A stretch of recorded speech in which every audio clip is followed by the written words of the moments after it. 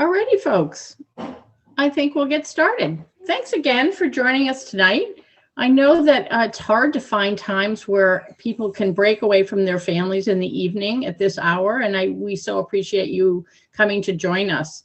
We've been really thinking long and hard about how to help our parents, you all, to feel connected to their child's experience this year.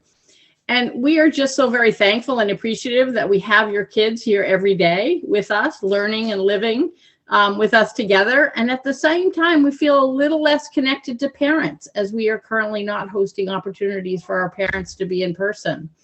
So how do we help parents to feel more connected? And one way is to host these virtual sessions. So here we are. So our goals for tonight are really to help you to feel more in the know about your child's fourth grade experience thus far and what's planned for in the future. We have a team of folks here with us tonight to help for you to be able to, for us to accomplish the goals that we have for the evening. And let me run through some of the folks we have with us tonight. So we have Glenn Coleman, who is our Assistant Lower School Division Head. And she's here to share with you the bigger picture of how your child's day is organized and where we focus from a wide angle lens. We have Michelle Hales here, who is our fourth grade team leader, to share the ethos of the fourth grade experience. We have Megan Shea here, one of our counselors, here to share with you how we support our children from our social emotional perspective.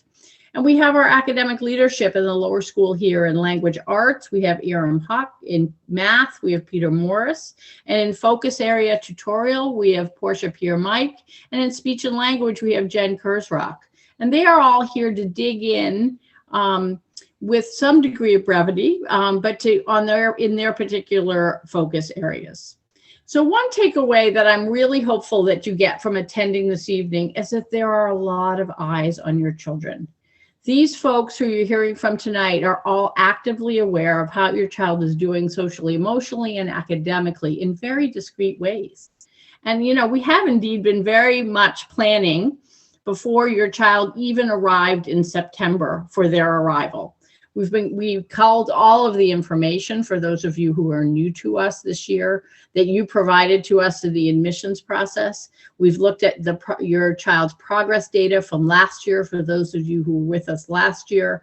And we've been planning. And I wanted you to get a sense of the team of folks who have put all this work in place to be able to set your children up for success. So you all have homeroom teachers who you've had an opportunity to meet remotely and a little bit in person at the very start of the school year, and you've gotten to know to some degree.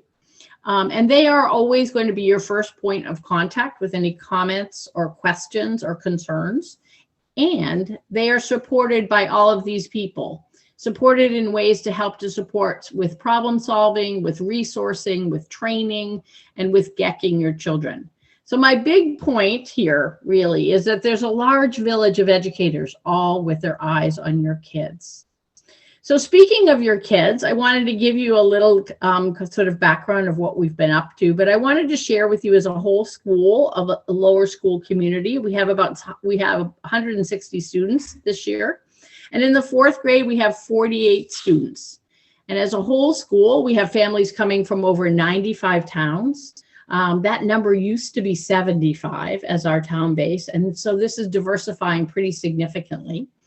And as in speaking of diversity, in addition to our steadfast commitment to serving kids with language-based learning disabilities, we remain very committed to our work in diversity, equity, and inclusion.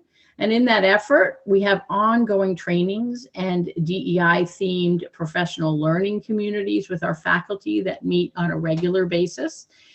We have dedicated DEI specialists at every grade, just starting this year. This is a new initiative for us that we're very excited about, who are really directly supporting this commitment at the grade level. And this year, we have the concept of perspective taking as a theme for all that we do as a community. And there will be more to come on that as the year progresses. So overall, what have we been up to in the month of September? we've gotten to know your kids, and they've gotten to know either their new school or their new grade. We've had dedicated time for setting up routines and grade and school culture. We've been building connections, kids to kids, adults to kids. We've done informal and formal assessments used as baselines and used in informing our instruction. So we're ready to dig into the heart of the academic program. All a very purposeful, intentional, slow start to build a foundation of social emotional readiness for learning. And we are off to a great start and are ready to go. And you may be hearing from your kids in a variety of different ways. You may be hearing things like, school is really easy. Carroll's really easy. I'm not learning anything new. Or you may be recently shifting a position from your kids to I love my new school, or the fourth grade is so fun, to I don't like it so much anymore. They may be showing you some old avoidant and worry behaviors, which you were hopeful that coming to Carroll or staying at Carroll may have gone away, but now are back. So these range of feelings are all expected to us as we introduce new expectations of your children, but may be less expected to you. So please reach out to us to be helpful as your child is adjusting to the new school year. So let's get the program started. We are recording this so that those of you who are here tonight can refer to it later, and also those who weren't able to join us can see it. We do ask when questions come up to please post them in the Q&A, and we will dedicate some time at the end of the presentation to get your questions answered. So I'm going to pass the mic to Michelle Hales, our fourth grade team leader. Hi, everyone. I'm so excited to be here with you all tonight and to get an opportunity to tell you a little bit about what you can expect from the fourth grade as a whole. I get to introduce to you each of the fourth grade team. I am a language teacher as well as the team leader. And if we go to the next slide. So each of the members of our team, as well as, really truly loving being in the fourth grade and getting to know your students. We also have a lot of other things in common you're going to find. We're a bunch of animal lovers and people who like to cook and be outside. And so each member of the team had something that they wanted to tell you about themselves. So I'm Michelle, and I have been doing a lot of kayaking with my husband and walking my Wheaten Terrier. Sarah Holland, who is also one of the language teachers, she has 3 rescue cats and has recently been doing a lot of baking with apples. And Nadia Sarisarov has been known to make a very good chocolate chip cookie, in which she says she has includes some sour cream, which I think sounds like a very interesting addition to the chocolate chip cookie. And our math teachers, we also have 3 math teachers. Emily McNamara, who loves spending time with her Bichon Frise, whose name is Duffy, and Rachel Inamarati also is a dog lover, and her dog is named after the goldenrod of York Beach in Maine. And Elizabeth Kwanzaa is known to be a beginner tap dancer. So we all have a lot to bring to our community, and really hope that can connect with each of your kids in a personal way as they get to know us and we get to know them. As we have been together for a community, we've been really spending a lot of time at the beginning of the year to develop our community as a whole. We've been talking a lot about our hopes and dreams. That's our first picture there. Hopes and dreams. And each of the kids has been setting goals for themselves for the year. What would they like to get better at? What do they see themselves? Where do they see themselves at the end of the school year? And that really helps us to develop a classroom agreement, which is our next picture, which is what are those things that each of us needs as a learner in order to be able to reach our goals. So, we all have different things that we need from each other, that we need from ourselves, and then we need from our teachers in order to make sure that we can all succeed in completing our goals for the year. One of the ways in which we, in the fourth grade, learn to follow these agreements is by using something that we call the zones of regulation, which is the last of the pictures here. And the zones of regulation is it's a program that really sort of helps kids to identify their emotions and to think about how they can categorize them in a very sort of unjudgmental way, thinking about, am I in a blue zone, which means I'm feeling low energy, sad, tired. And if I am in the blue zone, what are some strategies that I can use in order to help me get back into the green zone where I am most able to learn? So maybe I need to have a little movement break, or maybe I need to do something to wake up my brain. I need to do a little puzzle or something that's going to help to wake me up. Or maybe if I'm in the yellow zone where I'm feeling pretty fidgety and I have a lot of extra energy, maybe I'm feeling nervous or anxious about something. What do I do then to help me to regulate, to get back down to the green zone? And so this really gives us, we have these things up in our classroom and help kids to understand, to pay attention to how they're feeling and pay attention to their bodies so that they can be the best learners that they can be. And that's where a lot of our early on in the school year work has been. Some of the things that are rally points for our grade. We can go to the next slide. In fourth grade, we have lots of things that sort of mark the year at different times. Very soon, we're going to be starting our study of the globe, thinking about continents and thinking about people who live in different parts of the world. What do different cultures bring to different parts of the world? And thinking about the globe and these projects is always something that's really fun. Our next rally point after that, later in the school year, as we get into the winter, we follow the Iditarod, which is super fun because, like many of the teachers who are dog lovers, many of our students are also dog lovers. And we get to follow these mushers. These mushers now have GPS units on them, and we can watch them in real time where they are.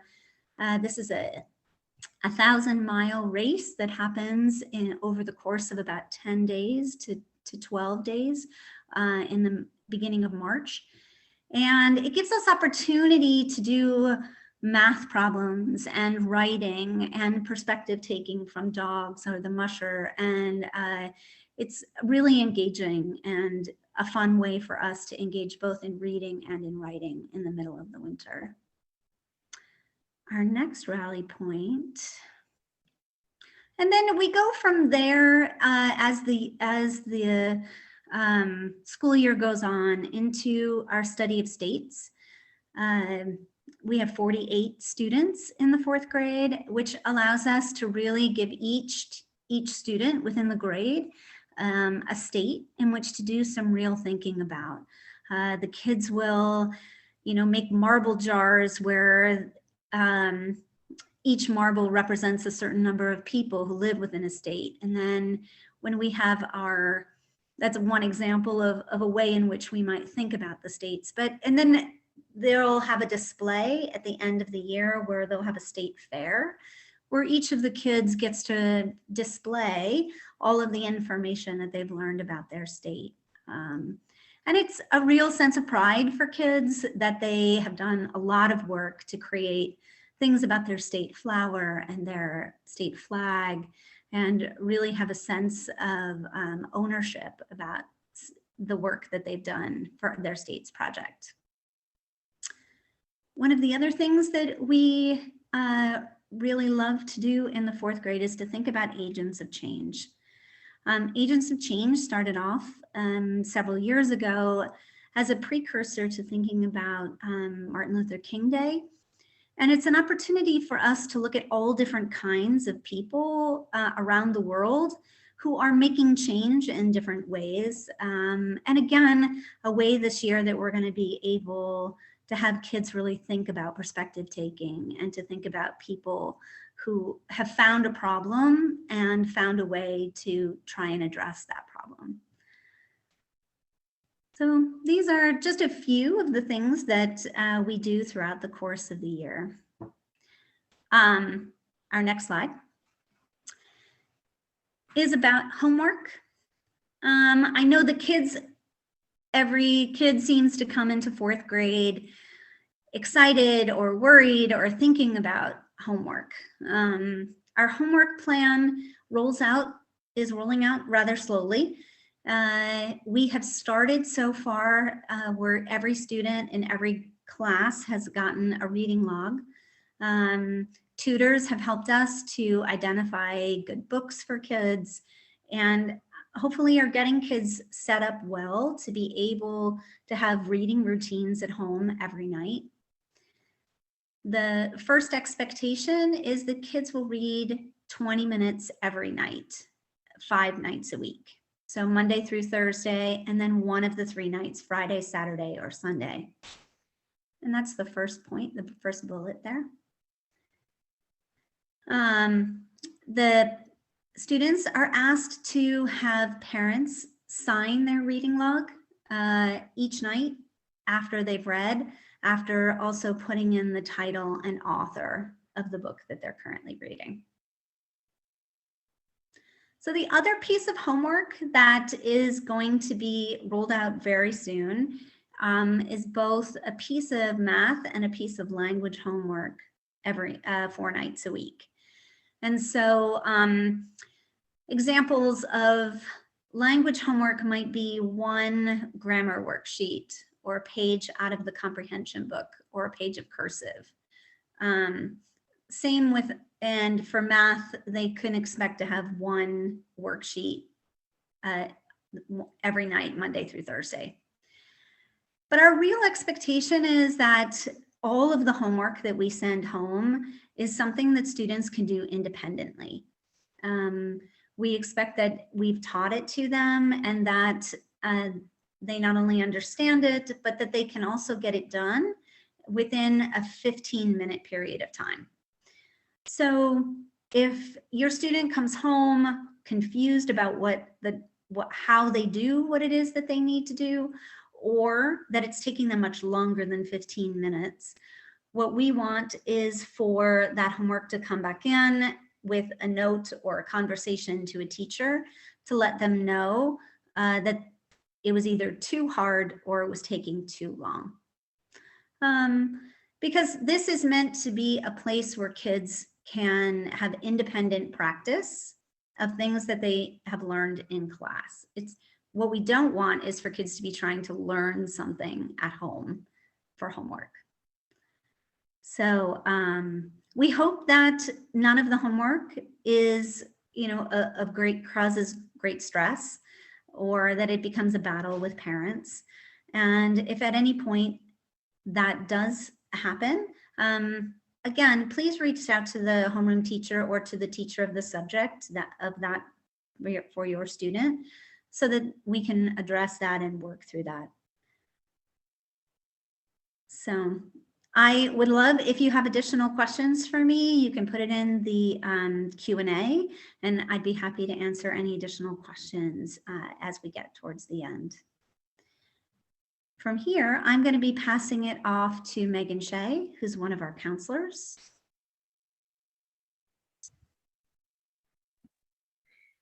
Oh, I think one thing more outside gear. So sorry.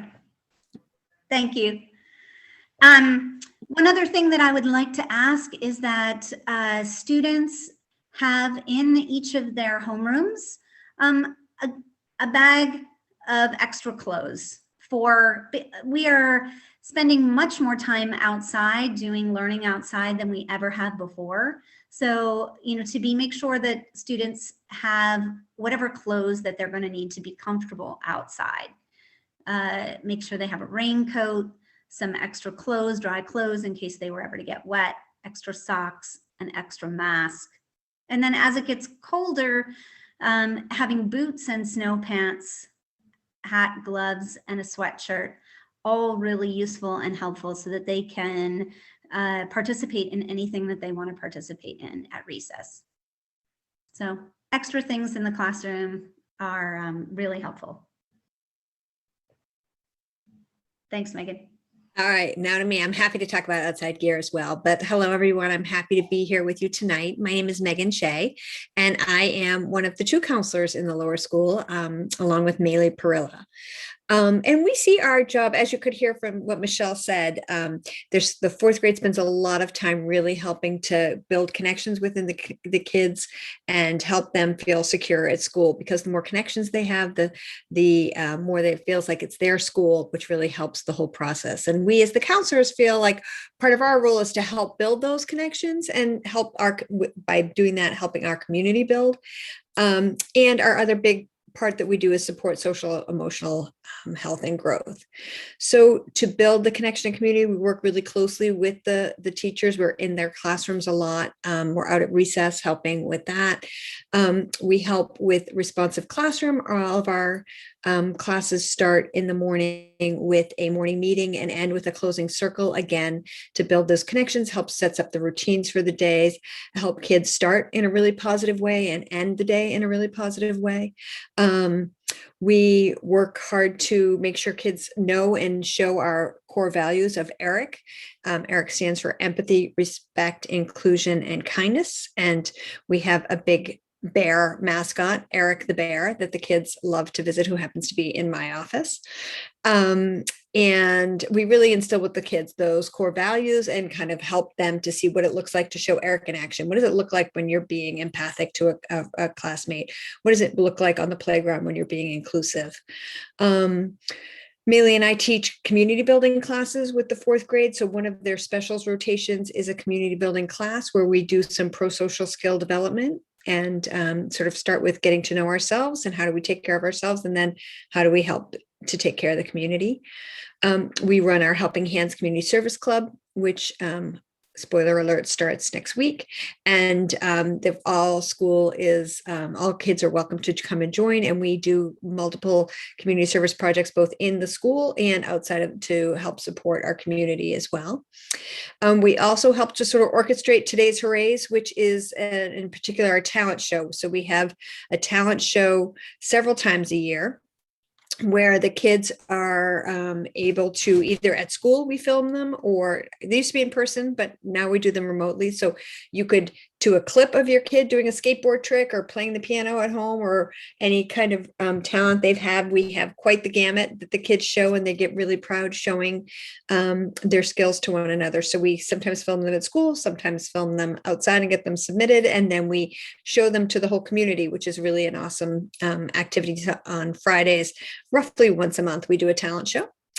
And then for our other hat of the supporting social emotional health and growth with kids, we do a lot of informal student check-ins and coaching. If a student's having a hard time in a class and needs to take a break, they can come to our room. Like I said, I've got big Eric the bear. Maylee has a big dog that the kids like to cuddle with.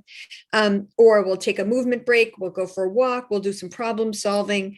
We do a lot of coaching about friendship challenges and coaching on the playground in the milieu. We're out there in the playground trying to, kind of catch things as they happen and help kids to develop their skills in managing their social situations as the day goes. With the goal, of course, that their kids are in class and able in a place where they are in, as Michelle said, the green zone, where they are focused and ready to learn.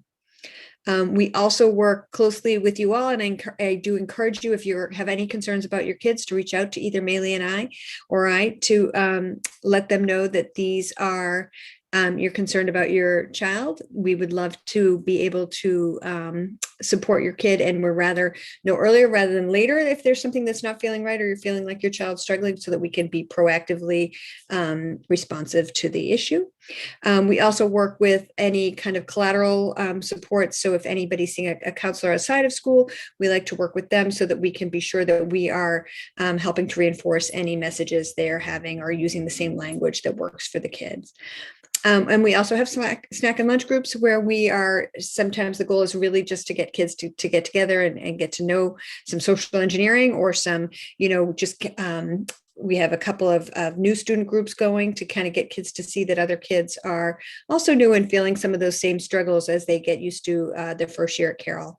We do those throughout the year. Lots of different snack and lunch groups for a variety of reasons. Could be a craft project even as part of the get those crafty kids together. So lots of different things.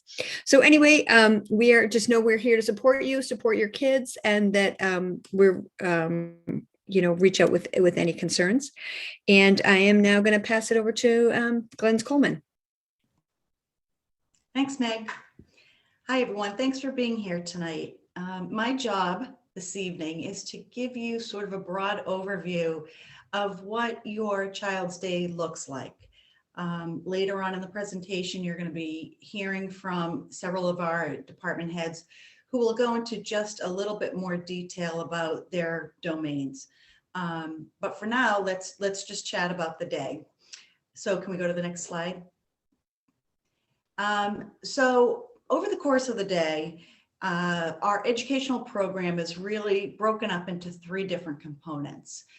We have certain parts of the day that are dedicated to structured learning and remediation.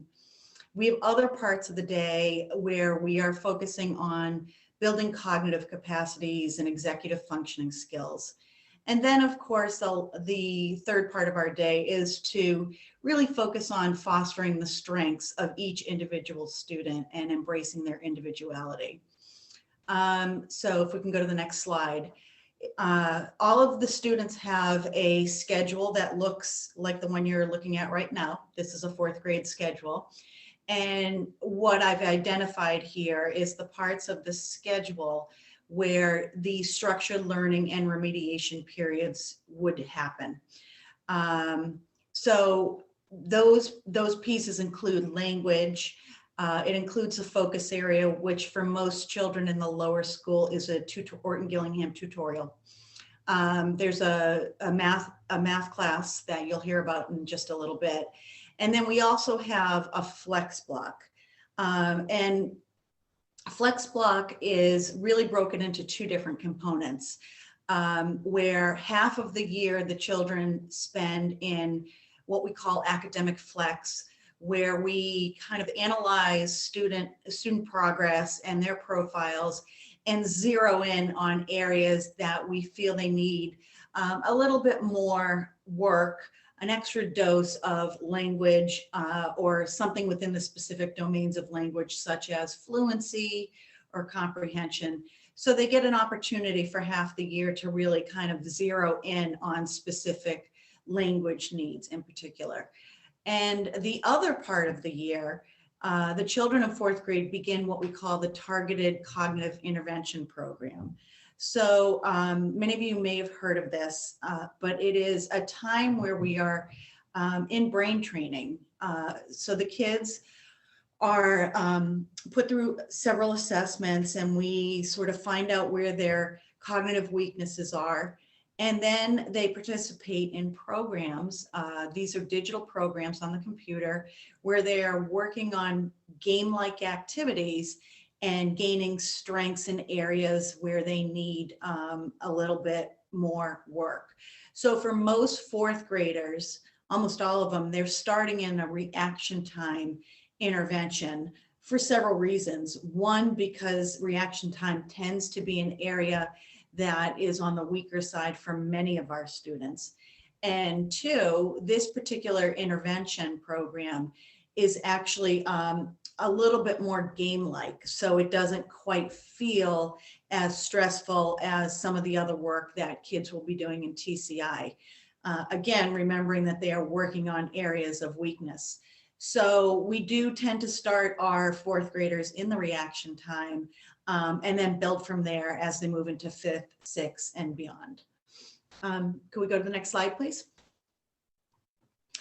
So when we think about the second component in these three domains, we are talking about building cognitive capacities and executive thinking skills. So for many, many of our children, executive functioning is also an area of weakness. And learning how to organize, how to initiate, how to sustain attention and put some structure to what you're doing can be a really challenging thing to do for our students.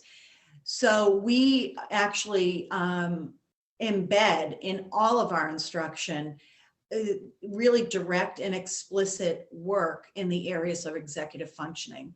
And each team develops systems that the children will follow and use that sort of scaffolds this skill for them and moves them in a direction where they can internalize the systems and the strategies and eventually own them themselves.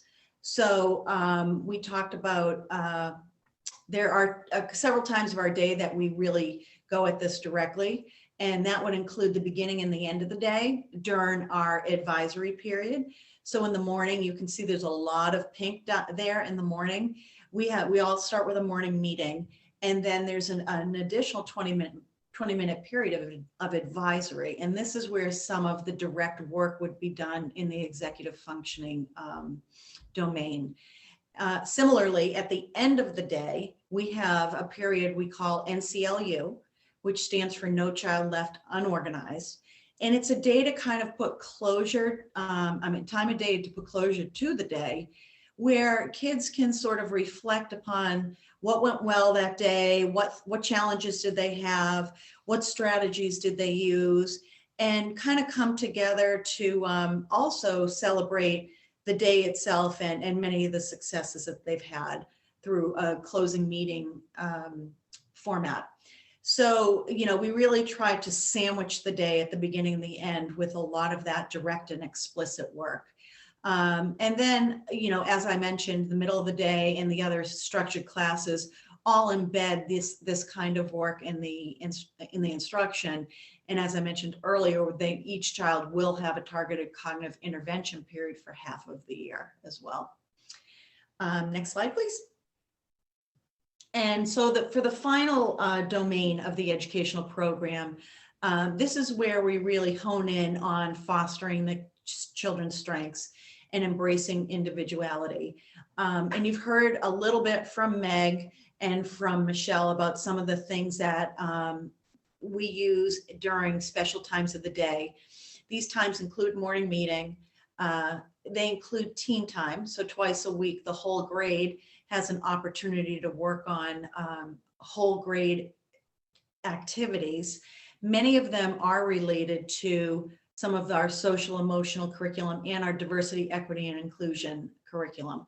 So this is a time where all students in fourth grade would be working on the same kinds of activities that are connected to those areas. We also have a really amazing multis team. And these are the classes you might have heard of in the past as specialists, such as physical education and bounders and studio art and science and the community building that Meg mentioned before. And you're going to see a video at the end of this presentation where you'll get a chance to meet all of those individuals who are involved in that. They also teach enrichment classes, enrichment groups on Fridays. So every other Friday, Each student participates in some kind of an enrichment experience where they work with one of the multis and do some really fun, cool things with music or with art or outside in the Bounders area or with fitness.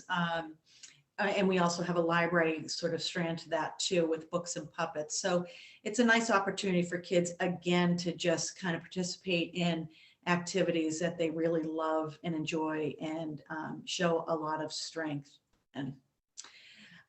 So what I think I'd like to do now is to pass it over to our language department head, Erin Huck, and she's going to give you a little bit more detail in terms of our language art program. Thanks, Erin.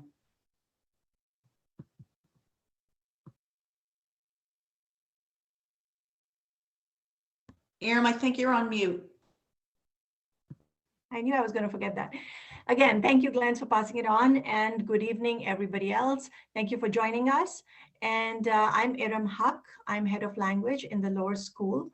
And as the language head, one of my responsibilities is to place students in their language classes. And these groupings require, it's an extensive process, but they're done on the basis of a comprehensive understanding and analysis of our students' cognitive learning profiles and also their academic skills. A lot more feeds into it, which is a little hard to go in this short time, but we have 6 sections, 6 language classes in the 4th grade. And the pace of instruction in each of these classes can vary to meet the needs of the students. And the language instruction across the board is highly multisensory, because we know that by activating a combination of auditory, visual, and tactile modalities, that's the way our students learn best. So in the 4th grade program, our goal is to really build a really strong foundation for future skill building. And we want to ensure that no holes are left behind.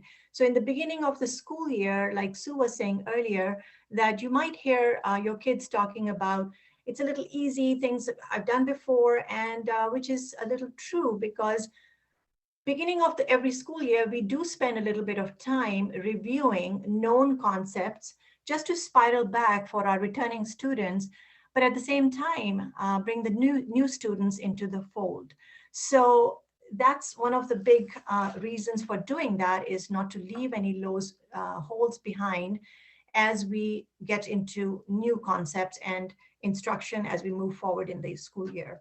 So if you were to ask me to summarize the 4th grade language program in one word, I would say it's systems. These systems have high mileage.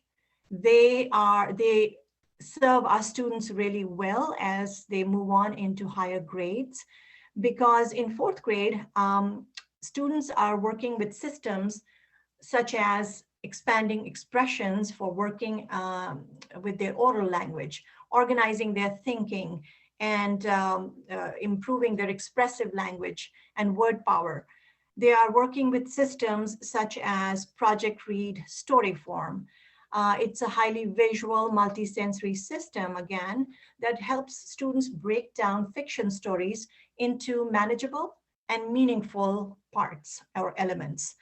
They're working with systems of grammar. So framing your thought lends itself really well to make very abstract concepts of grammar really logical. So it's based on a very strong logic. Students learn what each part of speech plays, what role it plays in a given sentence, and how you compose grammatically correct sentences. So that is part of the very strong foundation, because every paragraph starts with a sentence. So they learn another really multi-sensory system, which is how to compose a few sentences together that are related to each other and give us more information about a key point or a topic. So there are many visuals and graphic organizers that students repeatedly practice with, not just to compose and construct sentences, but to then make those sentences work together to tell us a little bit more about a topic. So our goal for fourth graders in writing is that they should be independently be able to compose a 5-sentence paragraph with a well-constructed topic sentence and a concluding sentence with rich vocabulary and a variety of sentence structure. So we want that base of a solid paragraph structure to be in place so they, as they move into higher grades, they can build upon that. Moving forward, handwriting is another focus in the fourth grade as well. Students transition from print to cursive handwriting. And I think our conviction is that handwriting time that's spent on practicing handwriting is not just working on the mechanics of handwriting, but it is a reinforcement in phonological awareness. It's a reinforcement of the decoding strategies as well as spelling. So it is time that is doing, like, it's meeting a lot of the needs beyond just the mechanics of handwriting. Students are also directly taught keyboarding in fourth grade. So they are also simultaneously working on their handwriting, but they're also getting explicit instruction on the layout of the keyboard and how to sort of increase their speed on keyboarding. Homework, I think Michelle spoke well, she covered all the bases on the homework for fourth grade. The only thing I would say is that it is scaffolded in a slow rollout, but you know, just to kind of give you a sense of like our expectation really is that homework is a reinforcement. It should not be a source of struggle at home. We want our kids to get into a good, solid routine, the executive function of doing some work for school in the evening. It's reinforcement. It's the most important piece at this point and will continue to be for the whole year is the 20 minutes of reading. So, and that can vary from class to class in fourth grade. Some sections where our readers are more skilled, they will have their own book already and they will be doing their nightly reading, but we will support all readers at whatever stage they are at. So it's for some students at this point, it might be just to listen, to be, you know, just to be read to, and which is totally fine as well. So as you work with your language teachers and your child's tutor, they will support you also with the material that you may need. It is hard to find high interest and low decoding text and stories that can motivate our kids to engage with. So that's on homework. The only last thing I will talk about is assessment. But before I go there, I want to reiterate that, you know, the executive function piece is a layer which is embedded in all language instruction. And I think that goes across the board for all other subject areas as well. So anything that you see with, you know, how we are teaching our kids or training them to think about the end result and work backwards. So any task or project or work that they're working on or a long-term hands-on project, they always are thinking about what's my end goal, what will it look like when it's done, and then take their backward steps towards what will it look like when I'm doing it, so what do I need to get ready for it. So those kind of pieces are embedded across the board. Last topic is assessments. Our goals, there are 2 goals for assessments for fourth graders. One, we want to see how our fourth graders are responding to our curriculum. So there are lots of curriculum-based assessments that are done 3 times a year. There's a whole range of them. And then the other goal is to see what's the gap between where our fourth graders are right now, beginning of the year, middle, end of the year, and where they need to be compared to other fourth graders nationwide. So we keep a track of both the tracks, which is one, how are they responding to their learning at Carroll, and how are we closing that gap? So with that very broad overview of our language program in fourth grade, I'm going to pass it on to Jen Kurzrock, who is the speech and language pathologist at Lower School. Thanks, Yaram. I am Jen Kurzrock. I'm the speech and language pathologist at the Lower School. So I work with all the students from first grade through fifth grade. And I'm about halfway through the presenter, so I also got tasked with the job of just reminding people that if you have questions during the presentation, feel free to use the Q&A feature at the bottom of the screen, and then we're happy to answer any questions that come up at the end. So IRM is actually a great segue, we put it that way on purpose, to the speech and language model, because broadly, we really do have a language-based curriculum throughout all of the students' classes. So there are many oral language supports that we would more typically think of as a speech and language support that are really well embedded in our language curriculum. That might look like using the EET tool for descriptive language support as we move into descriptive paragraphs, visualizing and verbalizing, as Ira mentioned, story form. And those are all directly integrated into the curriculum that all students get. And so where my role comes in is for students who have some challenges with communication, sort of above and beyond what's built into the curriculum. We can look at my involvement in a couple of different ways. One is direct support, and by direct, I mean when I'm actually in the room with a student. And for direct supports, that could look like support for expressive and receptive language, for executive function support, or so often for social pragmatic support. And that can look a whole number of different ways. Most typically, that looks like push-in, where I will go and join students in their language class or their math class to help support speech and language needs. And then just depending on the class and what makes sense, that might look like the teacher and I co-teaching a lesson. It might look like me working, individually with kids who are doing work at their desk to make sure things are getting adapted as they need. Or even often if the whole group has some type of speech and language issue that they could use some extra support with, the teacher and I may work together to plan a whole group lesson. Beyond that, particularly sometimes for social pragmatics, that might look like a lunch group or a snack group.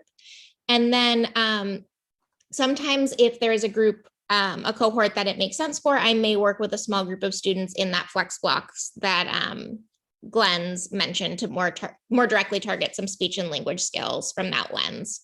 And then another big part of my role is a consultation model. And that can be consultation with a couple of different directions. I spend a lot of time consulting with teachers and tutors, making sure that I know what they're seeing in the classroom when I'm not there, that if they have questions, I'm there to bounce things off of, talk through, plan. If students have an outside speech and language provider, I do consult regularly with their outside provider to make sure both that they know what we're seeing in the classroom so they can more directly target their explicit work with students, and that we know what they're working on so that we can help students generalize what they're learning in outside services. And also consulting with parents. So I'm always here as a resource. If you have questions, concerns, want to talk through anything you're noticing at home or you're wondering about, that was kind of a broad overview of a whole bunch of different ways that speech and language support can look for a student, but I'm always available to talk through what may make the most sense for your student. And with that, I'm going to pass it off to continue the language train to Portia Piermike, who is our head of tutoring at the lower school. Thank you, Jen. Good evening, everyone. My name is Portia Piermike, and I am the lower school tutoring department head. At the start of the school year, your child's tutor has begun the process of learning. Over the past 2 weeks in tutorial, your child's tutor has been working collectively to learn about your child through a holistic approach, as the process of discovering your child's strengths and hobbies in areas of challenge begins if they are new to our community or continues if they are returning. I would like you to know the heart of an lesson is to provide diagnostic and prescriptive lessons. The goal is to have students understand the structure of the English language. OG concepts unfold the logic within the language. The of a diagnostic and prescriptive lesson is that it meets each student directly on their path to a larger understanding in the areas of reading and spelling.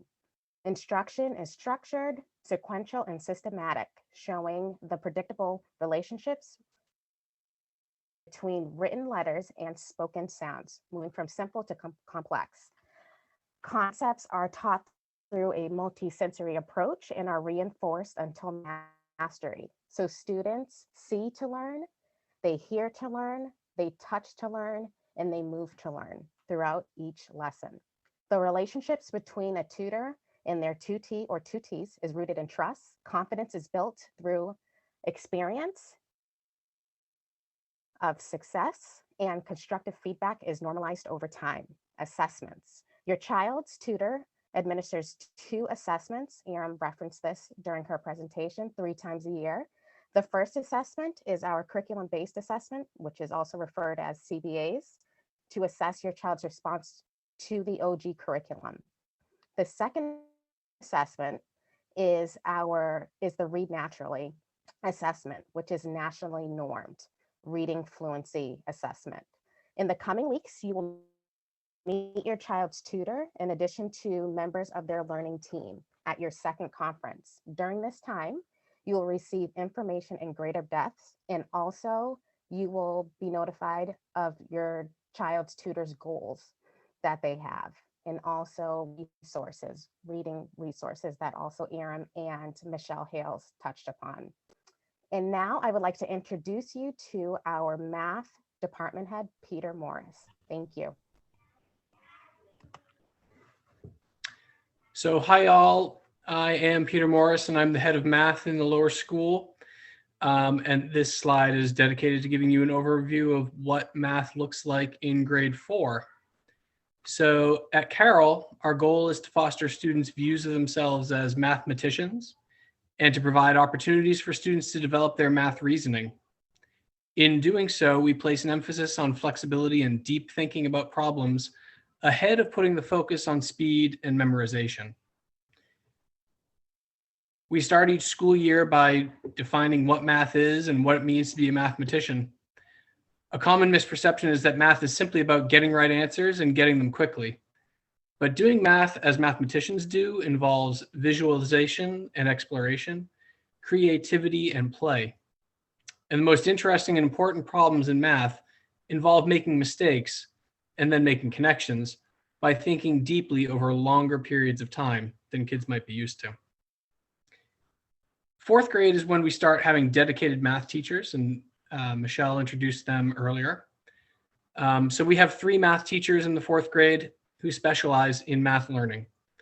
These 3 teachers teach 9 math classes, which have been created from the 6 homerooms. So having 9 math classes means smaller math classes, and this affords us more flexibility to give each child the level of challenge they need within groups of learners who have varied math perspectives. As for homework, I know that Michelle has touched upon this and Erin touched upon it as well. Expect your child to be getting math homework in the next, I would say, week or 2, once the language homework routines have been established. Math homework, like the language homework, is mostly review of previously covered content. And our goal on homework is not necessarily 100% completion. So rather, it's to provide your students with opportunity for about 10 to 15 minutes for math of practice and problem solving that, again, your child can complete independently. So if ever it's the case, as Michelle said earlier, that your child experiences struggle with the homework, that's beyond the level of it being productive struggle, and that may happen from time to time. So the homework is not perfect. We're not perfect. Just send an email to both the homeroom teacher and the math teacher, as Michelle said, to make them aware of the struggles at home, and then we can address any misconceptions in class or outside of class if need be, and adjust the work accordingly. From a curriculum standpoint, we use illustrative mathematics as a guiding resource, and that's because it has many elements that we like, but even the best curriculum is made better for our students with certain modifications. We draw from multiple resources in designing learning experiences for your kids, and our teachers work very hard and are very skilled in taking resource materials and either modifying them or completely rebuilding them from scratch where necessary to make tasks more accessible and engaging for our students. Accordingly, you'll notice many teacher modified or teacher created materials when you see your child's classwork or homework. And so that just kind of wraps up our little summary of what math looks like in the 4th grade. I'm going to send it back to Glenn Coleman now, and she is going to share with you an introductory video produced by our dynamic multis team. Thanks, Peter. I know that when Portia was speaking, things were a little bit glitchy. Hopefully you got most of what she said. I think the most important thing for you to know is that you will be meeting your child's tutor at the upcoming conferences that Liz has been setting up for us. And at that time, you will get an overview of where your child is in terms of our Orton-Gillingham curriculum and what goals will be for the student for the rest of the year. So hopefully you got enough of what Portia said. If not, you will certainly be hearing more in the weeks to come. So we are going to introduce you to our multis teachers right now. They made a cute little video for you. And I just want to remind everybody that after the video, we will be answering questions. So please make sure to use the Q&A button at the bottom of your screen if you have any questions that you would like to have answered at that time. So if we could start the video, that'd be great.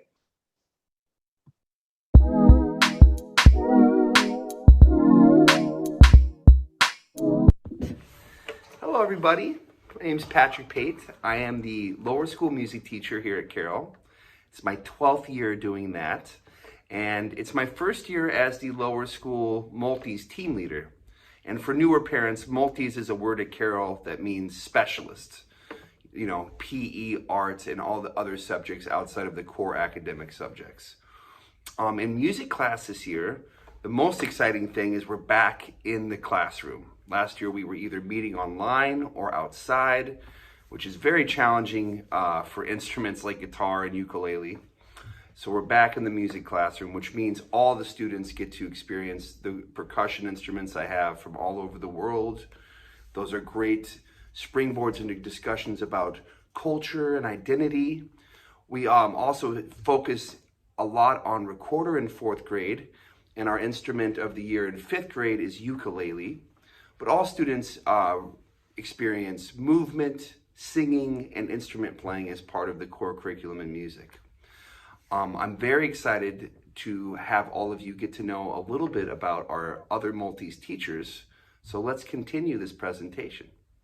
Thanks guys, look forward to being your kid's music teacher.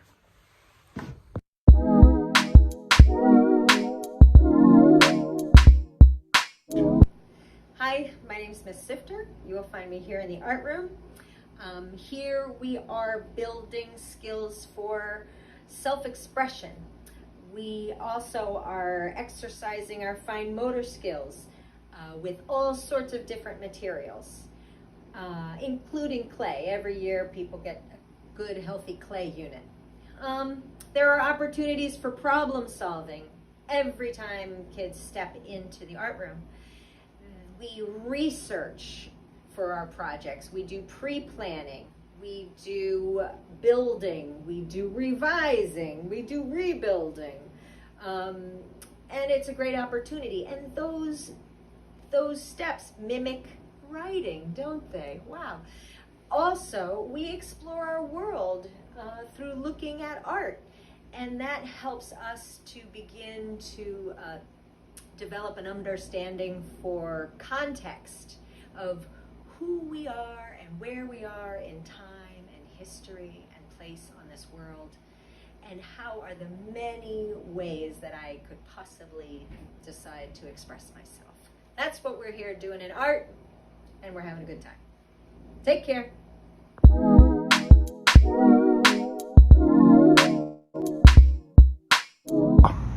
Hey everybody, Coach Hendrick here on our beautiful turf field. Really excited to have your kids again this year. Welcome to those that are new to Carroll. Welcome back to those returning. Really excited about playing outside, inside. We have more options this year. I want to introduce Coach B to you. Coach. Hi everybody, Coach B here. I'll be helping out Coach pretty much on our turf in our gym with PE. You'll also see me pretty much anywhere else in the school. I might be with Mr. Pate one day, Miss Sifter the next. So I look forward to seeing you and all the lessons we got planned.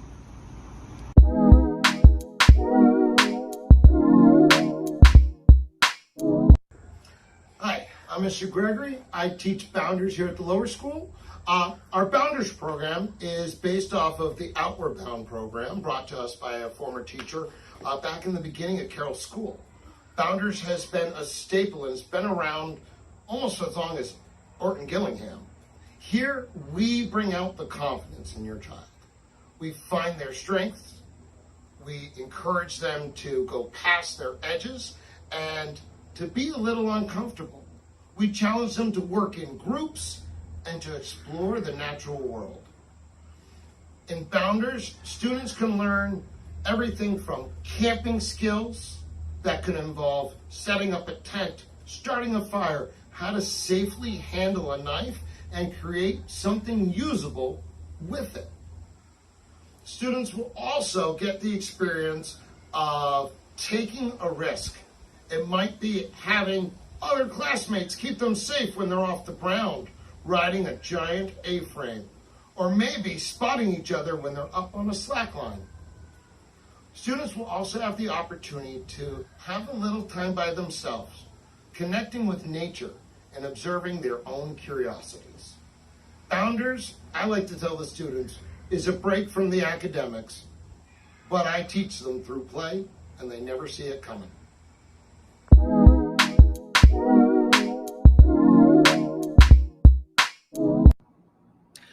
Hello, I'm Eric Jacobson and I teach Makers. And I'm Jamie Fisher, also teaching Makers. I am super excited to get to do some 3D design and some very cool 3D printing. I agree, Eric. And I think the thing that I'm probably most looking forward to this year is seeing kids really learn how to code using both Scratch and Spiros. It should be a really fun year.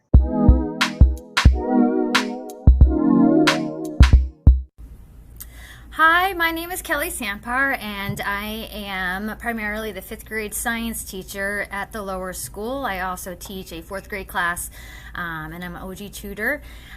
This year, I'm really pumped about partnering with Grassroots Wildlife Conservation to help Head Start some adorable but threatened Blanding's turtles.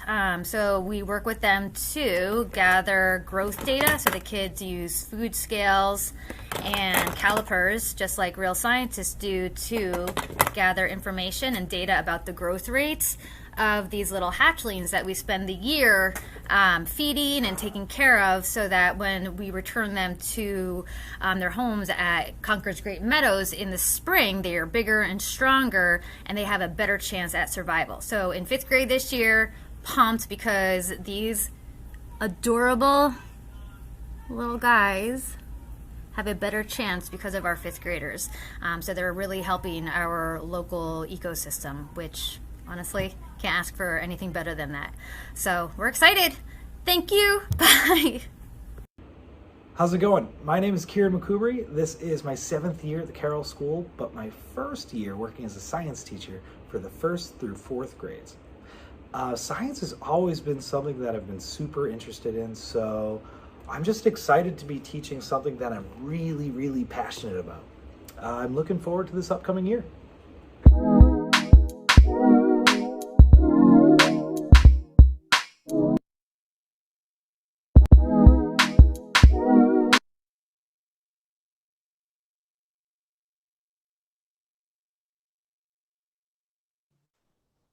Okay, thank you, Multi. So I think we are ready for questions and answers. And we have Stacy Daniels with us, who has been monitoring the Q&A component of this Zoom meet. So Stacy. Thanks, Glens. Thanks so much. I hope you all enjoyed the presentation. I just wanted to say in advance, there were some settings that meant that some of the viewers couldn't see the speakers. We had it in a recording mode and we tried to shift partway through, so I apologize for that.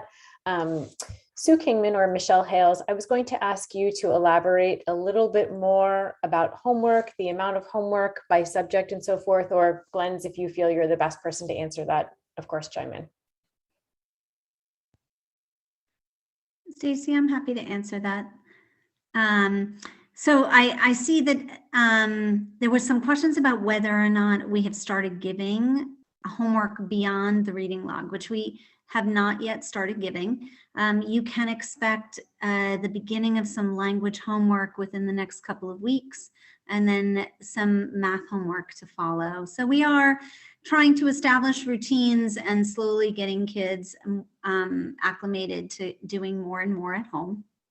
The expectation is to do between 10 and 15 minutes for each subject. So it would be a total of 20 to 30 minutes on top of the reading, which is 20 minutes. Michelle, since I have you, can you elaborate a little bit more on independent reading, homework on the weekend? Just expand a little bit about expectations there. Sure. So Iram touched on it slightly in that each language teacher would have sort of established some expectations about how the reading is happening. So it may be doing some independent reading, it may be doing some listening. So each of the language teachers would have set a specific expectation as to how the reading is being done. But the homework will be assigned Monday through Thursday. And then the expectation is one day over the weekend, which includes Friday, Saturday, or Sunday. So it's a total of 5 days a week that we're doing reading. And I know this week we have Fall Festival, next week coming up, Fall Festival. Sewer Glens, does anyone want to say more about what that looks like? I sure do.